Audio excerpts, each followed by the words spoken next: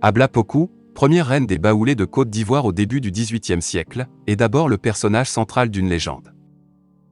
Salut les amis et bienvenue sur notre chaîne. N'oubliez pas de vous abonner, pour plus de Focus Zone. La reine Akane Abla-Pokou a conduit son peuple du Ghana actuel à la Côte d'Ivoire pour fonder la nation Baoulé. Abla-Pokou naît au début du XVIIIe siècle. Elle est la nièce du roi Osei Tutu, cofondateur de l'Empire Ashanti dans l'actuel Ghana. À sa mort, une guerre de succession éclate et Dakon, le deuxième frère d'Abla-Pokou, l'un des héritiers du trône, est tué. Craignant pour sa vie et sa famille, Abla-Pokou s'enfuit. Une fuite avec son peuple. Abla-Pokou prend la route avec toutes les personnes qui sont loyales à Dakon et qui refusent de voir Opokou-Waré sur le trône. Elle rassemble alors une caravane massive et conduit le peuple en direction des terres qui sont la Côte d'Ivoire d'aujourd'hui.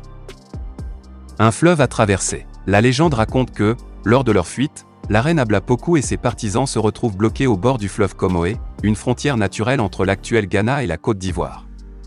Le fleuve, à son plus haut niveau en raison des fortes pluies, est infranchissable. La reine Abla-Pokou consulte alors le sage qui les accompagne. Celui-ci lui explique que, pour traverser le fleuve, les dieux du fleuve exigent un sacrifice sous la forme d'un enfant de la noble lignée. Abla-Pokou décide alors, peu après, de jeter son propre enfant dans la rivière. La légende raconte alors l'événement incroyable qui se produit, les arbres sur la rive plient leurs troncs pour faire un pont. Une autre version raconte que d'énormes hippopotames sont apparus et se sont alignés pour créer une passerelle permettant à Abla-Pokou et son escorte de traverser la rivière.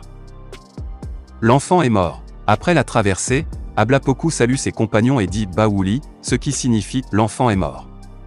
Cette phrase pourrait être à l'origine du nom du peuple baoulé, Baouli, qui vit aujourd'hui en Côte d'Ivoire. La reine Abla-Pokou n'a probablement pas sacrifié d'enfant, dit aujourd'hui Kwame René Alou, professeur d'histoire à l'université Félix Houphouët-Boigny. Il y a aussi des moments dans l'année où le fleuve Comoé est si bas qu'on peut le traverser à gué, grâce aux rochers qui apparaissent à la surface.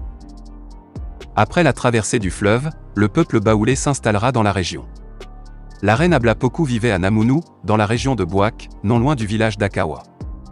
Namounou signifie « s'occuper de la mer », les gens devaient s'occuper d'Abla-Pokou à cet endroit. Malheureusement, le village de Namounou a été déserté à la mort de la reine. Elle a été enterrée dans la rivière Nraba. Akawa Boni, qui lui a succédé, est allé s'installer à Sakassou. Une légende qui perdure. La reine Abla-Pokou est toujours célébrée dans la littérature orale et écrite au Ghana et en Côte d'Ivoire. En revanche, il est difficile aujourd'hui de trouver des représentations d'Abla-Pokou puisqu'il n'y a pas de monument ni de musée à sa mémoire, à l'exception d'une statue en métal sur la place de la République à Abidjan. Dans le domaine de la mode, certains créateurs ont créé des styles portant le nom de la célèbre reine Abla-Pokou. Fin de la vidéo, merci pour votre attention.